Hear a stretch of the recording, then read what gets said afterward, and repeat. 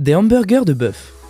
Comme dans les cas précédents, la production de hamburgers ne commence pas dans le restaurant, mais dans l'usine. En règle générale, deux catégories de viande sont utilisées comme matière première. La viande locale, réfrigérée, et la viande congelée, provenant du pays où la viande est moins chère.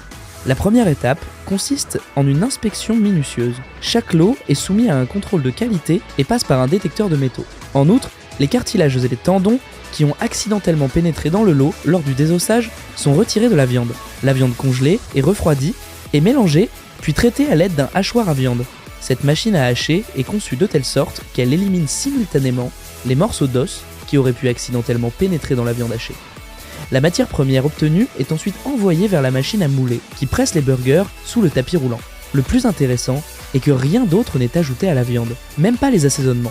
Les hamburgers sont congelés brusquement à une température de moins 40 degrés Celsius, ce qui permet de préserver la jutosité et la richesse du goût. Les produits surgelés semi-préparés sont livrés au restaurant où ils sont frits, assaisonnés et utilisés dans les snacks.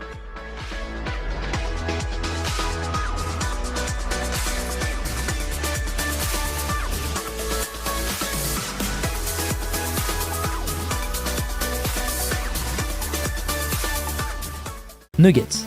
Malgré les nombreux mythes que l'on entend, la préparation des nuggets commence avec des poulets entiers. La première étape consiste à séparer les carcasses de la poitrine, qui est l'ingrédient principal.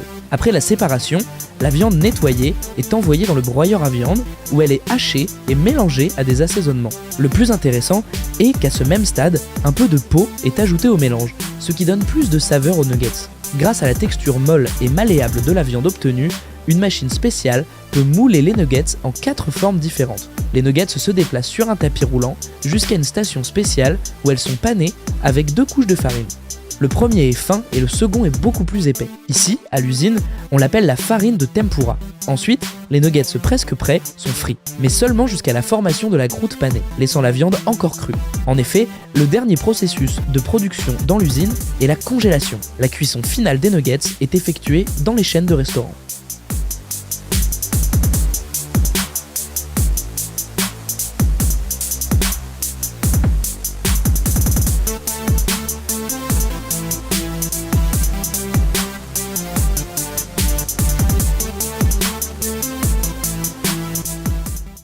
Filet aux fiches. Le cabillaud et l'aigle fin frais congelés sont utilisés comme matière première pour les hamburgers de poisson de McDonald's dans le monde entier. La vidéo montre le travail de l'entreprise Espersen, qui pêche des poissons dans la mer des Barantes. Le poisson arrive à l'usine en blocs rectangulaires. Il s'agit de poissons déjà sans arête ni peau.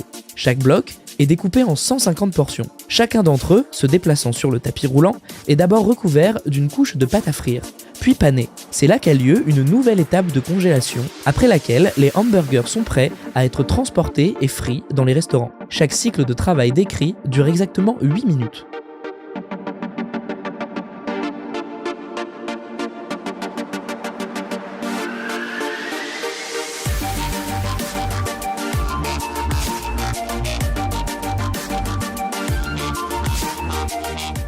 Les frites. La préparation de cet encas, que nous avons l'habitude de voir dans des emballages rouges, commence bien avant qu'il ne soit servi en restaurant, c'est-à-dire qu'il est transformé dans une usine.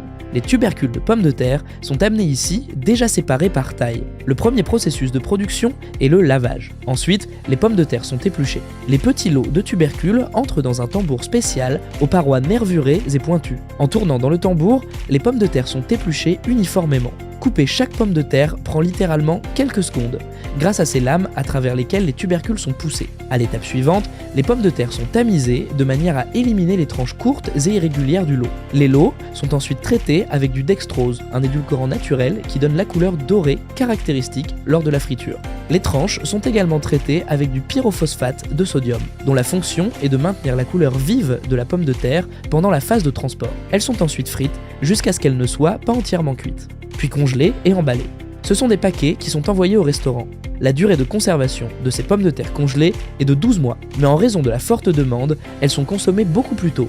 Dans le restaurant, tout ce que le personnel doit faire, c'est plonger les pommes de terre dans l'huile très chaude pendant 3 minutes afin qu'elles soient entièrement frites, puis les assaisonner.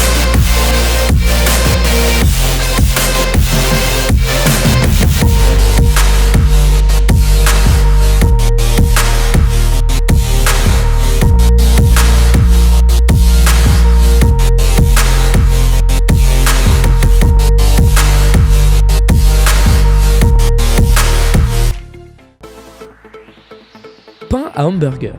Tout commence par de la farine, de l'eau, de la levure liquide et du sel. Ces ingrédients sont mélangés jusqu'à l'obtention d'une pâte lisse et molle. Ensuite, la pâte repose dans une pièce spéciale pendant 4 heures. Pendant ce temps, le gluten est libéré. Une structure poreuse se forme et la couche de surface devient élastique et lisse. Cette pâte est prête à être transformée. On y ajoute du sucre, du sel à nouveau, de la levure, de l'eau et un conservateur. La pâte est bien mélangée et ensuite divisée en portions de boules qui deviendront plus tard des pains. Puis chaque pièce est roulée dans la farine et laissée au repos pendant 3 minutes. Puis elle passe 55 minutes à une température de 40 degrés Celsius et une humidité de 90%. Dans l'étage suivant, les pains sont glacés, saupoudrés de graines de sésame et envoyés au four. Cette fois pour 8 à 9 minutes à 240 degrés Celsius. Après un processus de refroidissement de 27 minutes, les pains sont prêts à être coupés, emballés et transportés.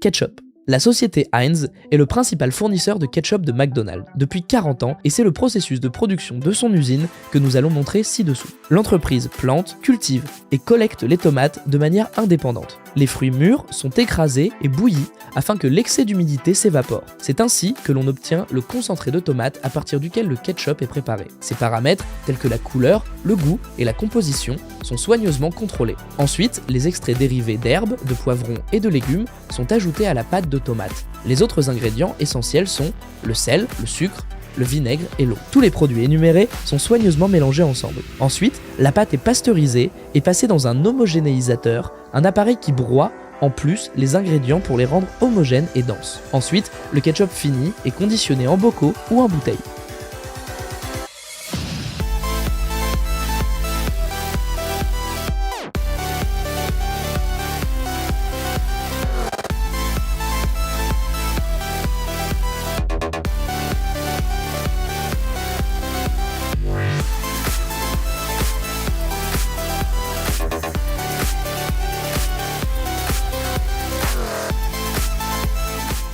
Le café. Nous allons maintenant parler de l'entreprise Pollen, qui fournit du café à McDonald's depuis une vingtaine d'années. Le processus de production commence avec des grains de café collectés dans diverses régions du monde. Ceux-ci, par exemple, proviennent d'Espagne. Les fruits sont séchés pendant 21 jours, puis épluchés pour obtenir les grains de café. C'est à ce stade que la matière première est acheminée vers l'usine, où elle passe d'abord par un contrôle de qualité rigoureux. Cette étape est suivie d'une autre étape de nettoyage, cette fois pour toute saleté qui aurait pu s'introduire dans la pulpe lors de la récolte manuelle. Les différents types de café sont nettoyés et stockés séparément. Les spécialistes les mélangent ensuite selon une recette spéciale pour obtenir une saveur particulière. Le mélange est obtenu par le mélange de plusieurs types de café qui sont torréfiés au four pendant 12 minutes à une température de 220 degrés Celsius. Pour que les grains ne brûlent pas, ils sont aspergés d'eau froide, ce qui arrête instantanément la chaleur. Cette opération est suivie d'un traitement dans un moulin qui est un moulin à café géant. Après l'inspection finale de la qualité, le café est prêt à être transporté et préparé.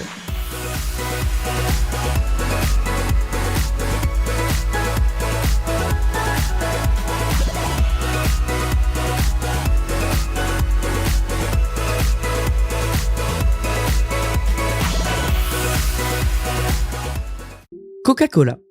La production de cette boisson populaire est un processus beaucoup plus facile qu'il n'y paraît à première vue. Elle se déroule en 2 étapes. L'eau est mélangée à un sirop épais pré-préparé appelé blend. La préparation de ce sirop est la cerise sur le gâteau de cette vidéo. Il est produit dans des usines distinctes qui le distribuent ensuite dans le monde entier. Dans un énorme récipient spécial, le sirop de sucre est mélangé à de l'acide citrique, de la vanille, du jus de citron et de la caféine. Le dernier ingrédient est un secret commercial, mais ses principaux composants sont connus. Il s'agit d'une variété d'huiles telles que l'orange, la cannelle, le citron et la noix de muscade. L'eau, qui est mélangée, passe d'abord par plusieurs étapes complexes de purification. La dernière étape de la production du Coca-Cola est la carbonatation de la boisson.